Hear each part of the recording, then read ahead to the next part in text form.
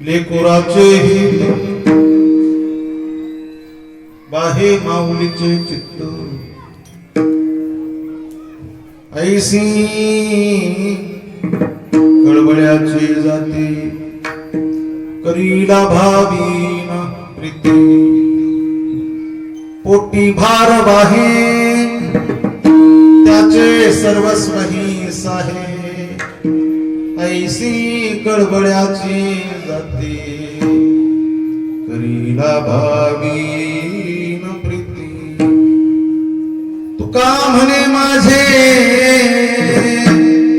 तुम्हा संतावरी बोझे ऐसी कळवळ्याची जाते करीला भावीन प्रीती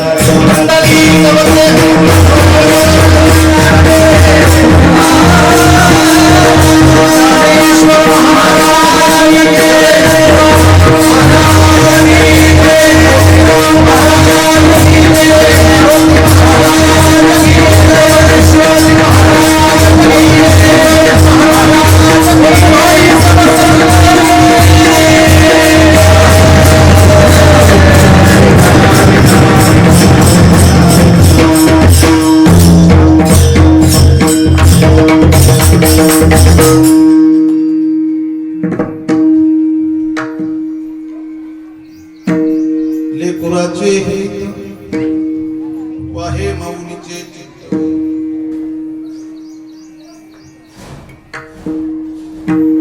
ऐसी कळवळ्याचे जाते करीला भावीन प्रीती यदक्षरं मनाख्येयं आनंदं मज केवलं श्रीमन्निवृत्तिनाथेति ख्यातं दैवतमाश्रये प्रमाणं भवाभ्येरिदं मामकाना नितम्बः कराभ्यां धृत्वेन तस्मात् विधातुं वसत्ते धृतुनाभिकोश परब्रह्मलिङ्गं भजे पाण्डुरङ्गा करो प्रथमम्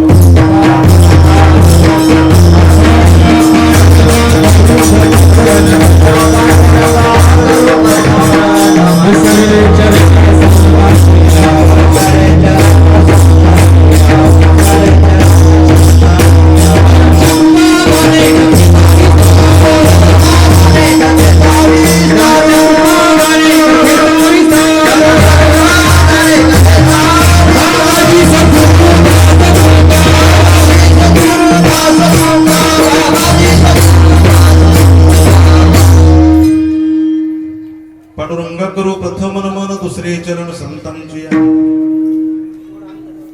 त्यांच्या कृपादाने कथेचा विस्तारू बाबाजी सद्गुरु दास तुका अलंकापुरी रम्य सिंहासनस्थं पदांभोज तेजस्प्रतिक प्रदेशं विधींद्रादिदेवै सदा स्तूयमानं समाधिस्थमूर्तिं भजे ज्ञानदेवम् नमो सद्गुरु तुकया ज्ञानदीपा नमो सद्गुरु सच्चिदानंद रूपा नमो सद्गुरु भक्त कल्याण मूर्ती नमो सद्गुरु भास्करा पूर्ण कीर्ती तुझा आठवी विसरवी आपणा ते तरंगा जरी घालितायसे होते अलंकार सोनेची होनी ठेला निळाया पर्याटवी सद्गुरुला विठ्ठला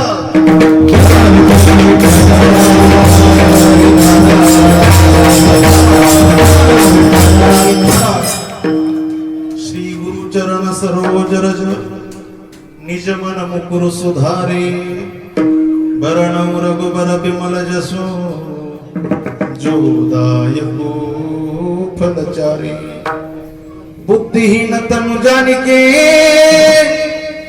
सुमिरौ पवन कुमार बल बुद्धि विद्या दिउ मोहि करहु कलेश विकार हे दुख भंजन मारुत नंदन सुन ले मेरी पुकार पवन सुत विनती वर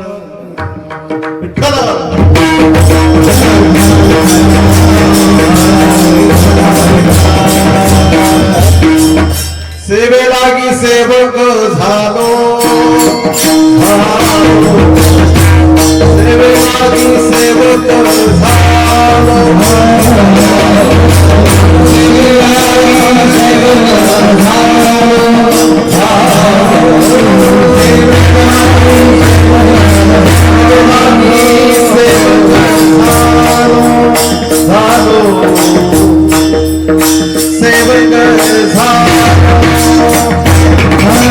सेवे लागी सेवक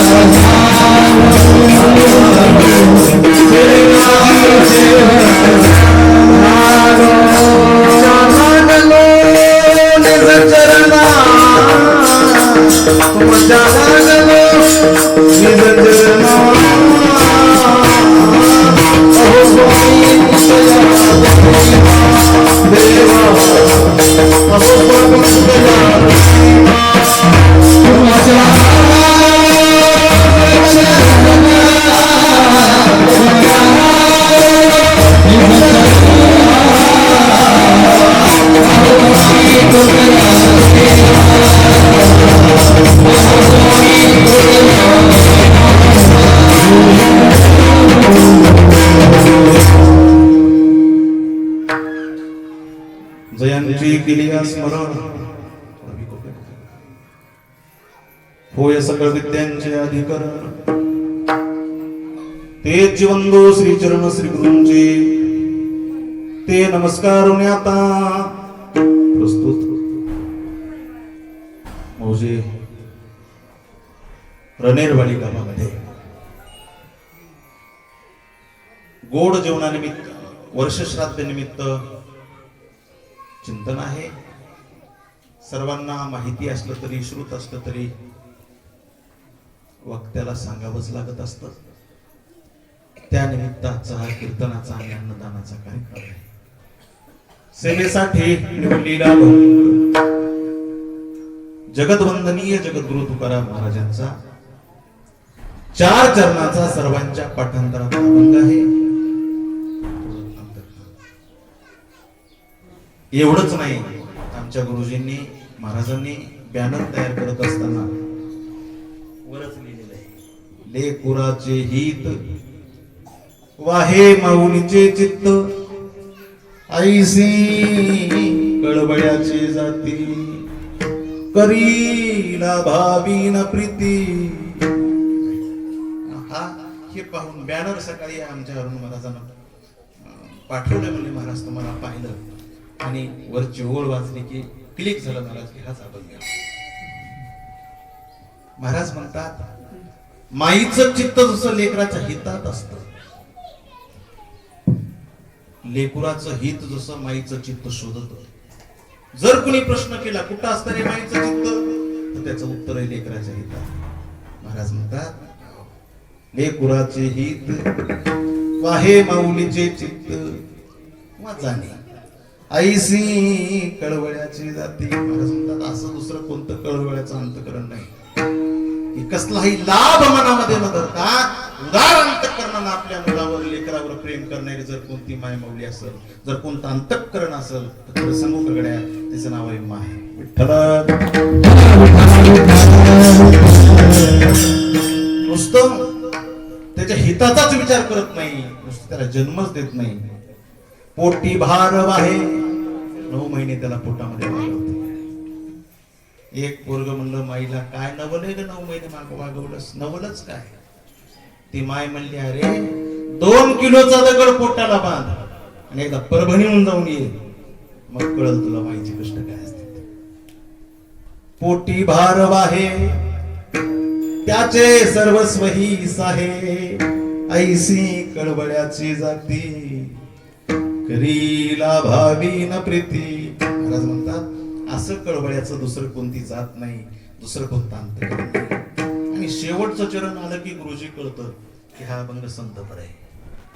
तुका म्हणे माझे तुम्हा संतावरी ओझे, म्हणजे आईचा दृष्टांत आणि संताचा सिद्धांत. देवा लेकराचं ओझ माईवर असतं.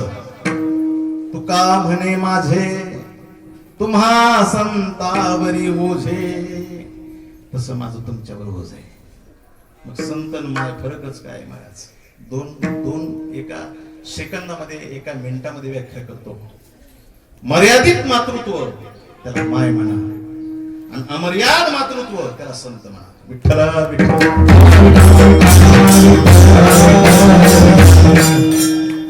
माझ्या लेकराचं कल्याण झालं पाहिजे त्याला माय म्हणतात, प्रमाण नका देऊ. आणि जगाचं कल्याण झालं पाहिजे त्याला संत म्हणतात.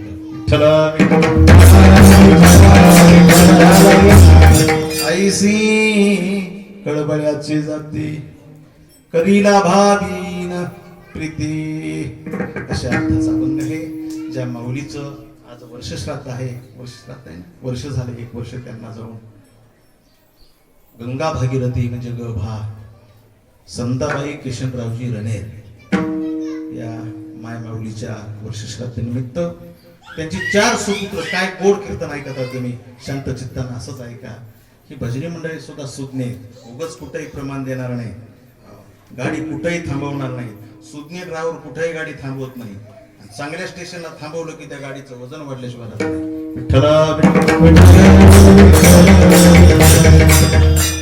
या माय माऊलीचे गंगा भागीरथी दिले करायला बघा. संताबाई किशनरावजी रनेर यांचे 4 सुपुत्र. अच्युतराव किशनरावजी रनेर, टिकाराम किशनरावजी रनेर, प्रल्हादराव किशनरावजी रनेर आणि हरिभक्त परायण सुरेश महाराज किशनरावजी रनेर. या 4 सुपुत्रांनी आपल्या माऊलीच्या, माईच्या, आईच्या वर्षश्राद्ध निमित्त ठेवलेल्याचं चिंतन आणि अन्नदान. विठ्ठला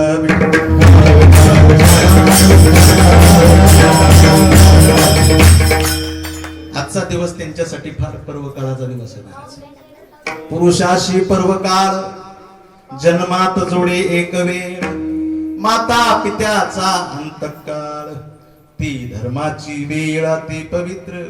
आणि आजचं खरं सांगतो तुम्हाला, सुभाषित असं म्हणतात गुरुजी, चिंतेसारखं दुसरं कोणतं शोषण नाही, पत्नीसारखं तोषण नाही. सुभाषित आहे, नास्ति माता समम शरीर पोषणम, नास्ति चिंता समम शरीर शोषणम, नास्ति भार्या समम शरीर तोषणम, नास्ति विद्या समम शरीर भूषणम. विद्येसारखं भूषण नाही, चिंतेसारखं शोषण नाही, मातेसारखं पोषण नाही. विठ्ठला एवढंच नाही तर महाराज पुढे बोलतात, न अन्नोदको समम दानम, न तिथी द्वादशा समा. अन्नदानासारखं दुसरं कोणतं दान नाही गड्या, द्वादशी सारखी दुसरी कोणती तिथी नाही गड्या, गायत्री सारखा दुसरा कोणता मंत्र नाहीच आहे. खरं सांगू का, मातेसारखं दुसरं कोणतं दैवत नाहीच आहे. विठ्ठला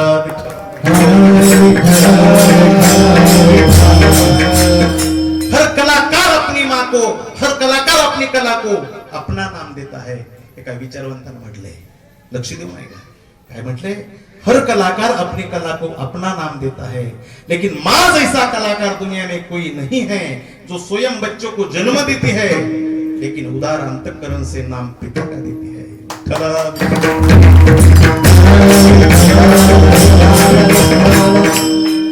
जगतामधून जाण्याचे बरेच मार्ग वेगळे आहेत, पण जगामध्ये जर यायचं असेल तर आईशिवाय पर्याय नाही, तिच्याशिवाय पर्याय नाही। ऊपर जिसका अंत नहीं उसे आसमां कहते हैं, जिसके प्यार का अंत नहीं रे उसे मां कहते हैं। त्या पोराला प्रश्न विचारला गुरुजींनी, उठ रे सांग माय म्हणजे काय, कशाला म्हणतात आई? ते म्हणला फुलात फुल जायचे जगात प्रेम आईचे, पण गुरुजींना नाही आवडलं, बस खाली तू सांग रे। ऊपर जिसका अंत नहीं उसे आसमां कहते हैं, जिसके प्यार का अंत नहीं रे उसे मां कहते हैं।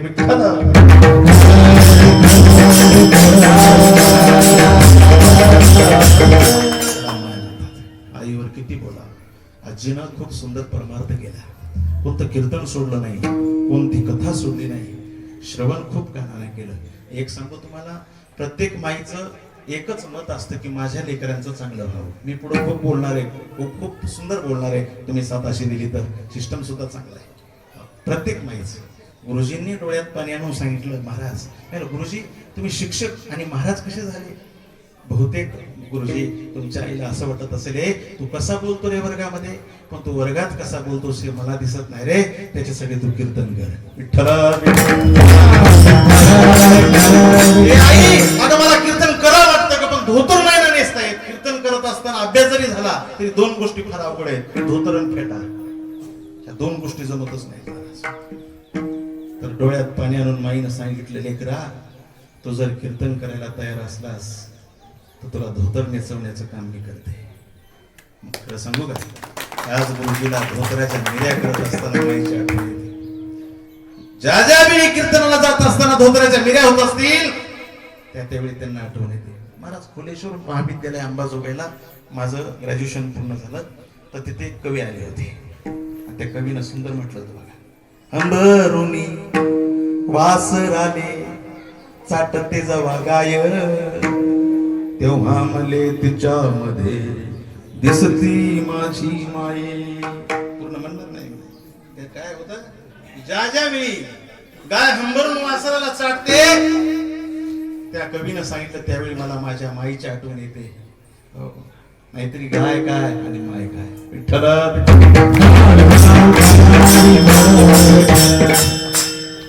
माझं सांगतो तुम्हाला, 1 वाजला घरी जायला, गाडी लावत असताना आमची आई जागीच असते। आता हे लॉकडाऊन आहे, थोडं अगोदरच सांगा कुठं गेलता रे, मग सांगा लागतं, अगं आज रणेरवाडीला गेलतो। बरोबर, जेवण झालं का? आणि मग बायको उठणार 1 तासानं, पण म्हातारी मात्र अगोदर उठते की नाही। माय चांगली चांगली तिला नाही कसली अस, दरवाजात उभी राहे लागे लेकराचा ध्यास। दाराकडे पाहते महाराज आई, माझं लेकरू आलं का। माय चांगली चांगली वाट पाहे लेकराची, कशी हिची वेडी माया घडी घाली भाकरीची। माय चांगली चांगली जशी दिव्यातली बात, काय देवा लावील रे माय लेकराच नात।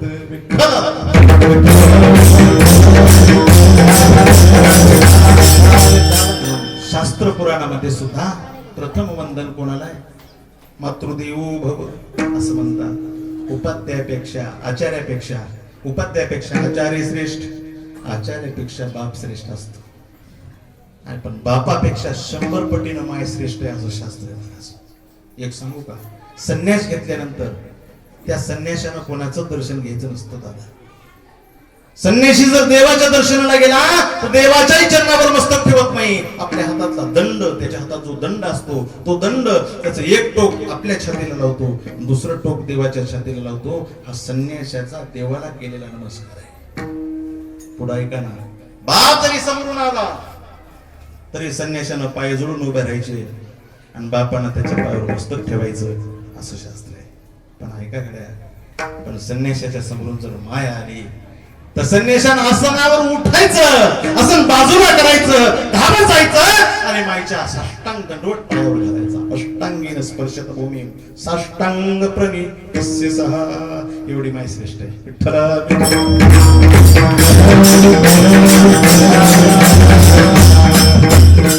शंकराचार्याला संन्यास घ्यायचा होता, आद्य शंकराचार्य. पण माय संन्यास घेऊ देत नाही. कोण्या माईला वाटत महाराज की माझ्या लेकरानं संन्यास घ्यावा, आई मला संन्यास घ्यायची परवानगी दे ना, तर ती म्हणायची नाही शंकरा, तुझ्या वाचून मी नाही रे जगत. पण शंकराचार्यांच्या घराच्या समोरून पूर्णा नदी वाहते. शंकराचार्य मुलांच्या समवेत एक दिवस पूर्णा नदीला पोहायला गेले आणि शंकराचार्यांनी आपल्या मायावी शक्तीनं एक मगर निर्माण केली महाराज, आणि त्या मगरीनं शंकराचा पाय धरला. मगर शंकराचार्यांना पाण्यात ओढत असताना शंकराचार्य मोठ्यानं ओरडले, ए आई! माई नदीच्या काठावर होती. आई, मगरीनं माझा पाय धरलाय. मगर मला ओढते ग, आई वाचव ग. पुन्हा बुडायचे शंकराचार्य, पुन्हा वर निघायचे, आई म्हणायचे, पुन्हा बुडायचे, वर निघायचे, आई म्हणायचे. माय मोठ्या मोठ्यानं ओरडू लागली, शंकरा काय करू रे? शंकराचार्य म्हणजे आगाई, मगर म्हणते संन्यास घेत असलास तरच सोडते, नाही तर मी तुला सोडणार नाही. आता मगर कशाला म्हणून, ठीक आहे. पण शंकराचार्य म्हणतात, आई अगं मगरीचं म्हणणं आहे, तू जर संन्यास घेत असतील तर मी तुला सोडीन. महाराज शंकराचार्याच्या माईने विचार केला, माझं लेकरू संन्यास घेऊन जाईल कुठं कोसादुरावर, पण जिवंत तर मी जर त्याला म्हणून संन्यास नको घेऊ, मगरीनं मारलं तर? शंकरा माझी परवानगी, घे संन्यास, घे संन्यास. संन्यास घे म्हटल्याबरोबर मगर यांनीच निर्माण केली होती. मगरीनं पाय सोडला, शंकराचार्य वर आले आणि माईच्या गळ्याला धरून रडले. ए माय, अगं किती दिवसानं म्हणत होतीस नाही नाही. माईच्या डोळ्यात पाणी आलं. शंकराचार्यांनी माईच्या घनवटी धरली आणि असे केस मागे केले आणि म्हणले, हे आई काय झालं ग, का रडतेस? बाळा जरूर संन्यास घे, जरूर मला सोडून जा रे, पण अंतकाळी ज्यावेळी माझा प्राण पर्यंतचा वेळ येईल त्यावेळी मला असं वाटतं की माझं मुंडकं तुझ्या मांडीवर असावं आणि माझ्या तोंडात तूच पाणी ओतावं.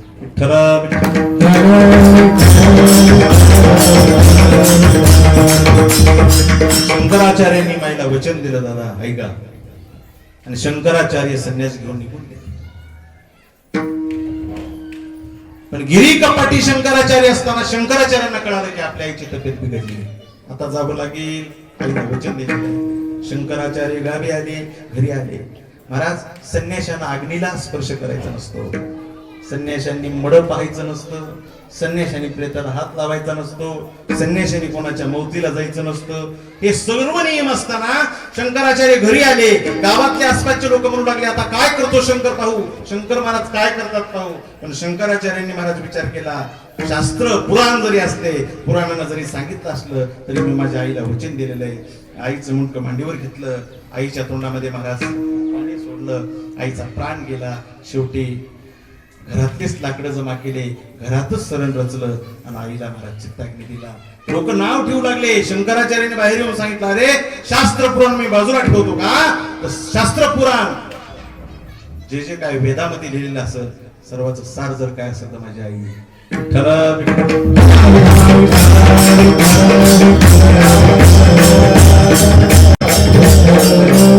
देवाला प्रत्येकाच्या घरी जाता येत नाही, म्हणून तर माईला निर्माण केले.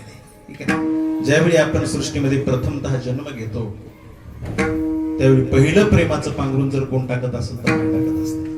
नंतर कितीतरी पडतात, कितीतरी उडतात, पण माय लेकरावर असं पांघरून टाकते दादा. त्या पांघरुणाने लेकरू झाकलेलं असतं, पण ज्यावेळी हे पांघरून उडून जातं ना महाराज, त्यावेळी मात्र लेकरू कितीही मोठा असू द्यागड्या ते उघडच पडतं.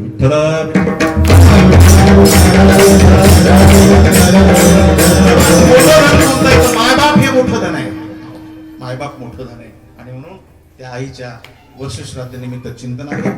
त्यासाठी जमलेली समस्त श्रोते मंडळी, बहुसंख्य माता मावळ्या सर्वांच्या चरणी नमस्कार. अष्टांगेन स्पर्शत भूमिं साष्टांग प्रणितस्य सहा. सर्वांच्या चरणी नमस्कार. या ठिकाणी YouTube चॅनल आहे श्री संत दर्शन YouTube चॅनल. आमचे गणेश भाऊ निरस हे उपस्थित आहेत. मृदंगामध्ये मृदंग सम्राट मृदंगमणी या ठिकाणी हनुमान महाराज सोनवळेकर यांची उपस्थिती आहे. तरुण तडफदार मृदंग सम्राट मृदंग भूषण आमचे परमस्नेही या ठिकाणी मंगेश महाराज राऊत हे उपस्थित आहेत. त्यांचेच बंधू संगीत विशारद हरिभक्तपरायण मनोज महाराज राऊत यांची उपस्थिती आहे.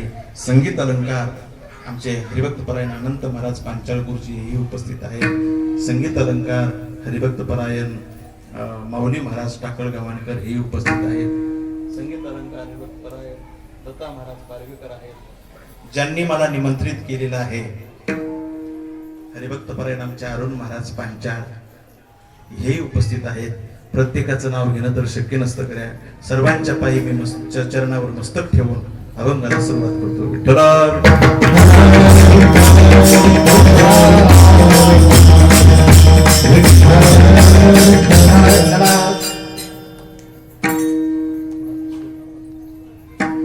सेवेसाठी निवडलेला अभंग जगतवंदनीय जगद्गुरु तुकाराम महाराजांचा 4 चरणाचा अभंग आहे. या अभंगात जगद्गुरु तुकाराम महाराज म्हणतात, लेकुराचे हित वाहे माऊलीचे चित्त ऐसी कळवळ्याचे जाती करीला भावीन प्रीती. महाराज म्हणतात माईचं चित्त कुठं असतं तर लेकराच्या हितात असतं.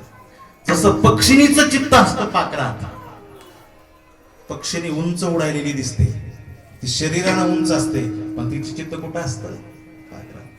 उडाली पक्षिणी गेली अंतराळी उडाली पक्षिणी गेली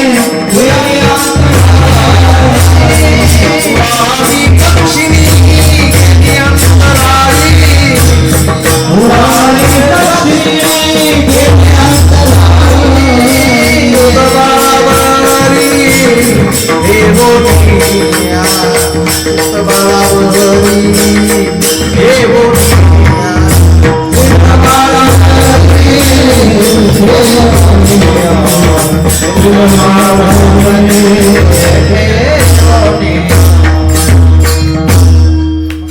उडाली पक्षिणी गेली अंतराळी. पक्षिणी उंच उडत असते गड्या, पिलाचा निरोप घेत असते. बाळांनो भूक लागली ना तुम्हाला, मी आता येते हा. आणि पिलाचा निरोप घेऊन ती पक्षीने आकाशात उंच उडत असते. घार उडे आकाशी चित्त तिचे पिलापाशी. आकाशात घार उंच उडालेली असते, तर त्या घारेचं चित्त कुठं असतं पिला. जसं पक्षिणीचं चित्त पाखरात असतं. मंगेश महाराज जसं गाईचं चित्त वासरात असतं. तुका म्हणे वत्स धेनु वेचे चित्ती किंवा एक चित्ती. जसं गाईचं चित्त वासरात पहिले वाघ जास्त होते बघा. वाघ काल परवा पेपरला बातमी आली होती. वाशिम जिल्ह्यामध्ये एका बिबट्यानं महाराज एका बाईचं एका माय माऊलीचं बाळ पळवलं. असं टाकलेल्या अंगणामध्ये बाळ बिबट्या आलं. आखाडा होता आणि त्याच्या मुंडक्याला धरलं पळालं. माय महाराज कुऱ्हाड घेऊन मागे लागली. एक कुऱ्हाड त्या बिबट्याला मारल्याबरोबर त्या वाघाला मारल्याबरोबर वाघ कोसळला. वाघानं हल्ला माईवर केला. माईनं वाघा सोबत लढा दिला.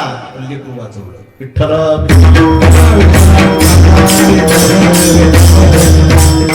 माझ्या मोबाईल मध्ये बातमी होती आहे का नाही. वाघा सोबत लढा दिला पण लेकरू वाचवलं. गाय आणि वासरू गोठ्यात बांधलेलं. रात्रीची वेळी वाघ आला आणि वाघ आल्याबरोबर वाघ कोणावर विनाकारण हल्ला करत नाही महाराज. त्याला जर भूक लागलेली असेल बाबा तरच हल्ला करतो, नाही ते विनाकारण हल्ला करत नाही. त्याला वाघ म्हणतात.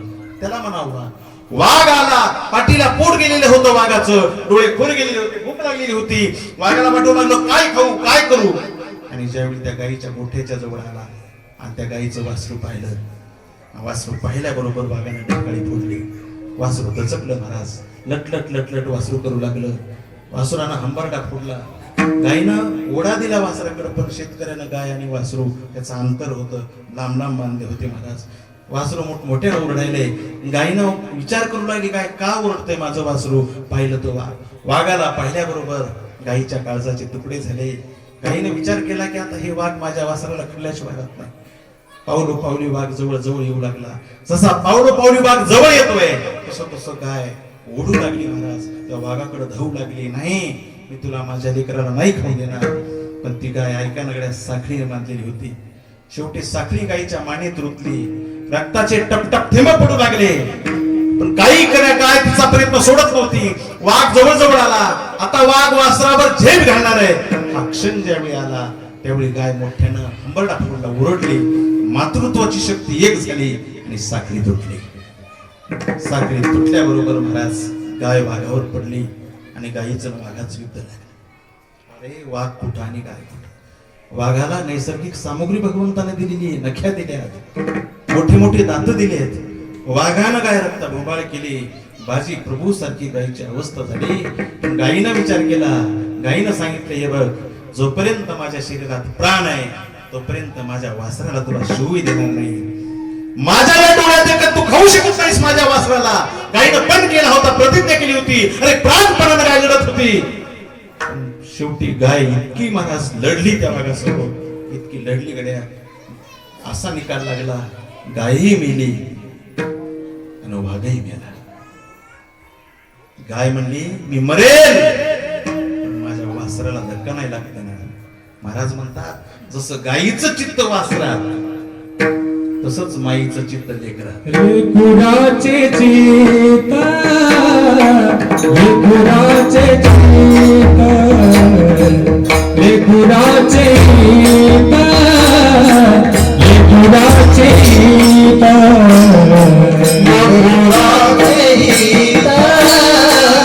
लेकराचे चित्त, लेकराचे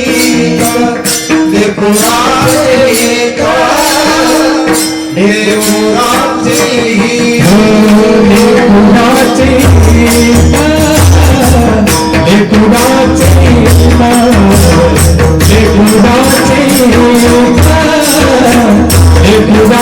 चित्त, लेकराचे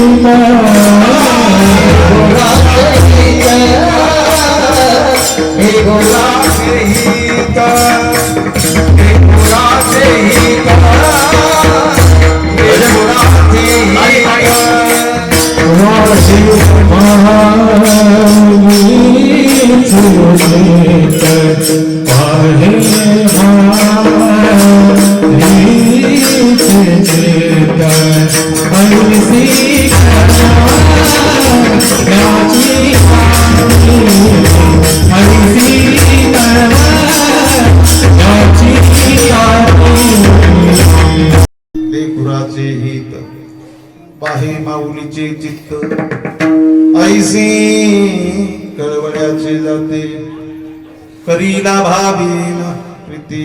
महाराज म्हणतात माईचं चित्त लेकराच्या हितात असतं. आज गुरुपौर्णिमा आहे. आज खरं पहिला गुरु कोण आहे? आई. ठीक आहे. बालकाचे चाली माता जाणूनी पाऊल घाली, तैसे संत जगी या करुणी दाविती अंगी. आईचं दृष्टांत घ्यावा लागला तुकोबऱ्यांना. ज्याप्रमाणे बालकाला हाताला धरून माय एक एक पाऊल टाकायचं सांगते ना, त्याप्रमाणे संत शिकवतात. ज्याप्रमाणे नाही त्याप्रमाणे आईलाच घ्यावं लागलं. कारण आई प्रथम, आई माझा गुरु, आई कल्पतरू, सौख्याचा सागरू. आई माझी, आई गुरु आहे, आई कल्पतरू आहे, आई सौख्याचा सागरू आहे. जोपर्यंत मायबाप आहेत तोपर्यंत त्यांना बोला, त्यांची सेवा करा. हे परमार्थाचं सार आहे. एखादा म्हणाल मला गाथा कळाला, ज्ञानेश्वरी कळाली, एखाद्याला सगळेच पुराण कळाले गड्या. मायबाप जर कळाले नसतील तर मी असं म्हणतो त्याला काहीच कळालं नाही. आणि एखाद्याला फक्त मायबाप कळाले, मला नाही माहित ज्ञानेश्वरी मध्ये काय आहे, मला नाही माहित गाथ्यामध्ये काय आहे, पण मला पक्क माहिती की माझ्या घरी मायबाप आहे, त्याला सगळंच कळालं.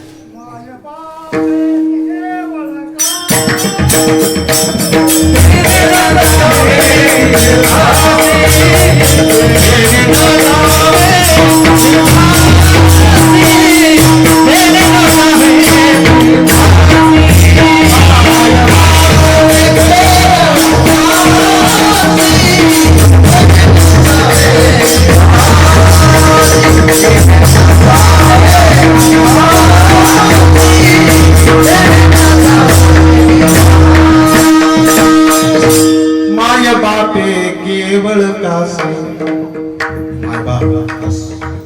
मित्र असं म्हणेल आतापेक्षा लहानपण बरं होतं महाराज. लहानपणी काहीच कळत नव्हतं आपल्याला, पण आई कळत होती. लेकरू सत्तावलंय म्हणून, लेकरू दर्शनाला जाऊ दे ना म्हणून माईनं लेकरू एका शेजाऱ्याजवळ ठेवलं आणि माय दर्शनाला गेली. लेकरू रडू लागलं. शेजारचे काका म्हणले काय झालं बाळा, का रडतोस, का म्हणून रडू लागलं. अगोदर लेकरू माईला म्हणाले आई मला जिलाबी दे यात्रेत. आई म्हणजे अरे कुठून देऊ बाबा, रुपया कसे. हे आई मला ते ट्रक दे, हे आई मला भिरभिर दे. पण माईनं महाराज त्या काकाजवळ ठेवलं आणि दर्शनाला गेली. आता लेकरू जास्त मोठ्याने रडू लागलं. काकाजवळ पैसे होते. काका म्हणले सांग तुला जिलाबी देऊ का. नको मला माझी आई पाहिजे. तुला ट्रक देऊ का. नको मला माझी आई पाहिजे. बाळा तुला भिरभिर देऊ का. नको काका मला माझी आई पाहिजे. म्हणजे लहानपणी ठीक आहे नाही, काहीच नको, काहीच कळत नव्हतं, पण आई कळत होती, आई कळत होती. आता आम्हाला भारतातलं तर कळायच नाही, पण अमेरिकेत पाऊस चालू आहे का बंद आहे ते सुद्धा कळायलंय. ठीक नाही, भारतातलं कळायलंय, परदेशातलं कळायलंय, अरे सगळं जगाचं कळतंय. पण जर मायबाप कळत नसतील तर त्याचं जवळ जीवन शून्य आहे, शून्य आहे.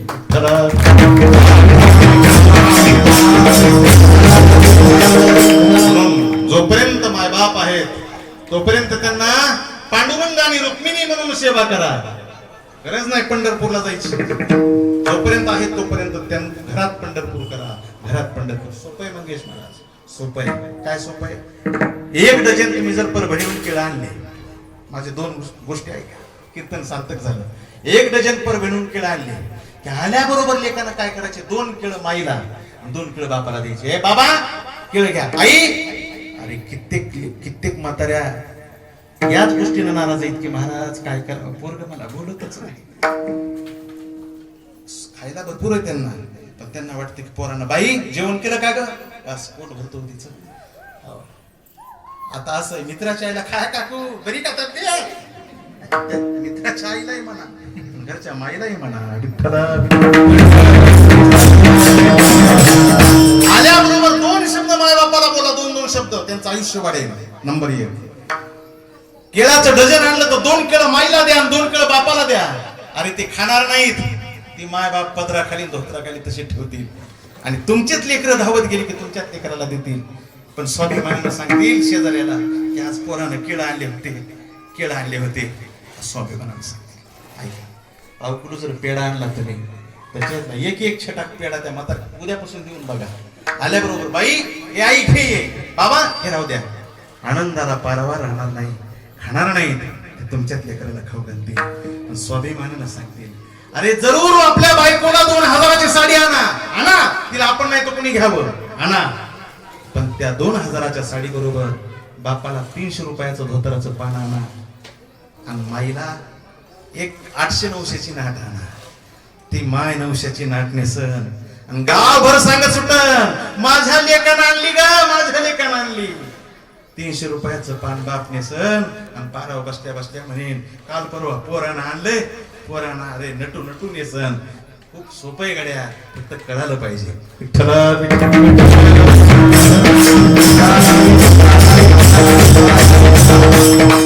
ऐका, ज्या पोराने मायबाप नाही सांभाळले त्या पोरालाही मायबापानं कल्याणाचाच आशीर्वाद दिला. कारण माय असं कोरट आहे, माईचं काळीज असं कोर्ट आहे, ज्या कोर्टामध्ये मोठ्यातला मोठा गुन्हा माफ केला जाऊ शकतो. त्याला माईचं मी एक उदाहरण देणार आहे, माझी सेवा संपवणार. सर्वांना माहिती दुर्योधन कसा होता. दुर्योधनाच्या आईचं नाव काय, गांधारी. सत्यपती व्रता होती माझी. गांधारीला कळालं होतं की माझे पती डोळ्यानं पाहू शकत नाहीत तर मी कशाला पाहू. लग्न जमल्याबरोबर तिने आपल्या डोळ्याला पट्टी बांधली होती. माझी पतिव्रता होती. यदा मृधे कौरव संजयाना वीरेशोथो वीरगतिंगतेषु. कौरव पांडवाचं युद्ध जवळ आलं. द्रोणाचार्याला विचारलं महाराज दुर्योधनानं, महाराज गुरुदेव आम्हाला वज्रदेय व्हायचंय, वज्रदेय कशानं होईल. द्रोणाचार्याने सांगितलं तू मला विचारण्यापेक्षा धर्माला विचारणार, कारण धर्म हा सत्यवादी महाराज. दुर्योधन धर्मराजाकडे गेला. धर्मराजाने पाहिलं, वा वा, अरे दुर्योधना बरंच आलास, ये दादा एक काम आहे रे तुझ्याकडे. काय सांग ना, मी वज्रदेयी कशानं होईल. करावया पांडव निर्दळन वज्रदेही व्हावया आपण वर्म कुसे दुर्योधन धर्म सत्य वचन न दे. धर्मानं सांगितलं अरे वज्रदेही होण्याचं आवश्यक तुझ्या घरी माझ्या घरी. अरे आई काकू तुझी आई गांधारी हे बघ दुर्योधना काकूला कळालं की माझा नवरा आंधळाय. काकून विचार केला माझा नवरा जर दोन्ही डोळ्याने या जगाला पाहू शकत नसेल तर मला पाहण्याचा काय अधिकार आहे. दुर्योधना तेव्हापासून काकून डोळ्याला पट्टी बांधलीये. आजपर्यंत ती पट्टी सोडली नाही आजपर्यंत नाही. पण तू जर गेलास आणि तुझ्या आईला जर विनंती केलीस आई एकदा डोळ्याची पट्टी सोडून मला नक्षिकांत पाहा ना. तुझ्या आईनं बापासाठी बांधलेली पट्टी जर तुझ्यासाठी सोडली आणि तुला जर नक्षिकांत पाहिलं तर तू वज्रदेही होसी. हसू लागला तुम्ही वा वा दादा लाख उपकार रे दादा तुझे वा वा. निघाला थांब काय रे दादा ज्यावेळी आईकडे जायचे ना त्यावेळी एक गोष्ट मात्र विसरू नको काय अंगावर कपडा ठेवू नको. तुला नग्न आईकडे जावं लागेल. ठीक आहे दादा. गेला दुर्योधन. एक महाल आहे महाराज गांधारीचा एक महाल आहे दुर्योधनाचा. राजघराणा आहे राजा आहे दुर्योधन. महाराज विचार करू लागला. रात्रीचा 1 वाजला. 1 वाजता दुर्योधनानं आपले कपडे काढले आणि दुर्योधन गांधारीकडे निघाला. या महालातून त्या महालात थोडासा रस्ता पार करावा लागत होता. नग्न निघालाय जाणतं लेकरू असं जाणं बरोबर नाही. पण महाराज खरंच चिंता पडली माझ्या कृष्णाला. भगवान कृष्णाने विचार केला धर्मानं सांगितलं गड्या दुर्योधन जर वज्रदेही झाला तर माझा अर्जुन मेल्याशिवाय राहत नाही. माझ्या आत्याचे हे लेकर मेल्याशिवाय राहत नाही. काय करू. माझ्या देवानं ब्राह्मण फुलाऱ्याचं रूप घेतलं आणि महाराज दुर्योधनाच्या समोर आले. कोण कारण अंगावर कपडा. मी अरे बापरे तुम्ही असे कुठं चालले. मी माझ्या आईकडे चाललो. आईकडे चालले. जाणत्या लेकराला मोठ्या लेकराला असा आईकडे जाणं आता शोभत नाही. अच्छा भगवान कृष्ण म्हणले तुमच्या आईला दिसत नाही ना. तुमच्या आईनं डोळ्यावर पट्टी बांधली ना मग कपडे घालून गेलं काय कपडे काढून गेलं काय. जा जा. दुर्योधन मला ऐका ना तसं नाही. अहो माझी आई आज पट्टी सोडणार आहे मला नक्षिकांत पाहणार आहे. महाराज भगवान कृष्ण पुन्हा थांबले. काय म्हणला तुमच्या आईनं डोळ्याची पट्टी सोडून जर तुम्हाला असं पाहिलं शाप येईल तुमच्या आई तुम्हाला. जळून जाशील दुर्योधना. राख मिळेल तुझी कारण पतिव्रता आहे ती गांधारी. लट लट लट लट दुर्योधन काय करू सांगा ना. मी तर वस्त्र किमान इज्जत तरी झाक पण इज्जत झाकण्यापुरतं वस्त्र नाही माझ्याकडे. भगवान म्हणजे माझ्याकडे आहे. फुलं होते जवळ. 2 मिनिटात फुलाची लंगोटी केली अंगावर फेकली. दुर्योधनानं लंगोटी घातली आणि दुर्योधन गांधारीच्या समोर गेला. पावलं वाजले. गांधारी उठली. कोण आहे रे. मी आई. बाळा इतक्या रात्री का आलास रे. आई अगं बाबासाठी डोळ्याला पट्टी बांधलीस एकदा माझ्यासाठी सोड ना. दुर्योधन कसा माहित होता तिला. एकदा माझ्यासाठी सोड नाही. अगं धर्मानं सांगितलंय माझ्या दादानं सांगितलंय की तुझ्या आईनं डोळ्याची पट्टी सोडून तुला नकशिकांत पाहिलं तर तू वज्रदेही होशील. आई तू जर पट्टी सोडून मला पाहिलंस ना मी वज्रदेही होईल आणि एकदा जर तुझा मुलगा वज्रदेही झाला तर 5 पांडवाला मुरगाळून टाकेल. आई एकदा सोडणं माझ्यासाठी पट्टी. माईचं प्रेम आहे याला पुत्र मोह म्हणतात गड्या. माईचं प्रेम माय किती लेकरासाठी वेडी असते पाहणार. अहो पतीसाठी बांधलेली पट्टी. गांधारी सोडायला तयार झाली उठली आणि गांधारीने सांगितलं बाळा धर्मानं सांगितलं तसं आलास ना. हुशार होती गांधारी. धर्मानं सांगितलं तसंच आलास ना. हो आई धर्मानं सांगितलं तसंच आलो. आणि गांधारीला आनंद झाला मायानो. गांधारीनं दोन्ही हात माग केले. त्या गाठीला स्पर्श केला. जी घाट लग्नात बांधली होती आतापर्यंत सोडली नव्हती. ऐकाना त्या गाठीला स्पर्श केला. 1 गाठ सोडली 2 गाठ सोडल्या. पट्टी बाजूला केली. कितीतरी दिवसांना डोळे बंद होते. बंद झालेले डोळे हळूहळू उचलू लागले. डोळे उघडू लागले. डोळे उघडल्याबरोबर सूर्य निघावा. सूर्यानं जसे किरण टाकावेत तसे तिच्या डोळ्यातून किरण बाहेर पडले आणि त्या किरणानं दुर्योधनाच्या शेंडीचा वेध घेतला. आणि जशी जशी नजर अशी खाली येऊ लागली तसे तसे ते किरण खाली येऊ लागले. दुर्योधन वज्रदेही होऊ लागला. दुर्योधन शरीराकडे पाहून हसू लागला. आई धन्यवाद आई धन्यवाद आई. पण ऐका गड्या गांधारीला सुद्धा आनंद वाटू लागला. जसे किरण ते कमरेपर्यंत आले आणि फुलाची लंगोटी दिसली त्याच डोळ्यातून अश्रूच्या धारा वाहू लागल्या. दुर्योधन म्हणला आई काय झालं का रडतेस तू. बाळा तुला रस्त्यात कोणी भेटलं का रे. म्हणला एक फुलारी भेटला होता त्यानंच घात केला रे. फुलारी नव्हता कृष्ण होता. मग आई रडतेस का. तुकाराम महाराज म्हणतात, अरे का रडू लागली? त्या गांधारीला कळालं होतं की माझं पोरग सर्वांगानं वज्र होईल पण मांडीत कच्च राहील, माझं लेकरू मांडीत कच्च राहील, इथंच ते भीमगदा घालील, माझं लेकरू मरण पावेल. हे तिला अहित दिसू लागलं. लेकराच्या हिताचा विचार करणारी माय पुन्हा हित पाहिल्याबरोबर डोळ्याला धारा लागल्या. तुकाराम महाराज म्हणजे म्हणून तर म्हणतो, लेकुराचे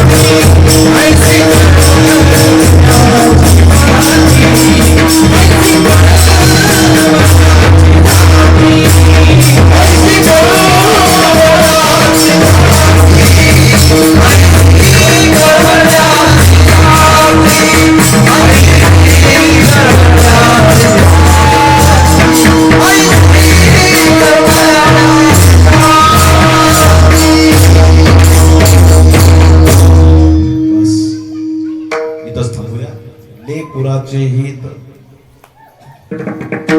वाहे माऊलीचे चित्त ऐसी कळवळ्याचे जाते करीला भावी प्रीती. कसलाही लाभ म्हणा लेकरावर प्रेम करते. पोटी भार वाहे त्याचे सर्वस्व ही साहे पुरविली आळी जे जे केले ते ते काळी माय तरी ऐसी संग कृपाळुवा पांडुरंगा. तिच्या ऋणातून उत्तीर्ण मुलगा कधी होऊ शकत नाही. मग होत नाही म्हणजे काय होऊ नये. आपल्या अंगाचं कातड सोडून चपल्या जरी केल्या त्या माईच्या पायात घातल्या तरी आपण तिच्या ऋणातून उत्तीर्ण होऊ शकत नाही. हो दादा, एक मुलगा म्हणला, आई मी आजपासून तुझी सेवा करणार आहे कालच्या आषाढीपासून. माय म्हणजे सेवा, हो मला तुझ्या ऋणातून उत्तीर्ण व्हायचंय बस. मग काय करू लागला? तिला झोपवू लागला, तिला उठवू लागला, आंघोळ घालू लागला, खाऊ घालू लागला, तोंड पुसू लागला, लुगडं निसू लागला. माय म्हणली खरंच उत्तीर्ण होते का बघू. थंडी आली, थंडीचे दिवस. थंडीचे दिवस आल्याबरोबर ह्या लेकराला डोळा लागला की माईनं माठातला तांब्या घ्यायचा आणि त्याच्या अंगावर टाकायचं, उठून बसायचं. असं काय करायलीस का? गपचप झोप म्हणलं तर पुन्हा माईनं पाणी घ्यायचं, पुन्हा त्याच्या अंगावर टाकायचं. आई तू अशी का करायलीस? तुला माझ्या ऋणातून उत्तीर्ण व्हायचंय ना. मग हे पाणी टाकण्याचा काय प्रकार आहे? अरे लहान असताना तुम्ही झोपीत असाच पाणी टाकत होता.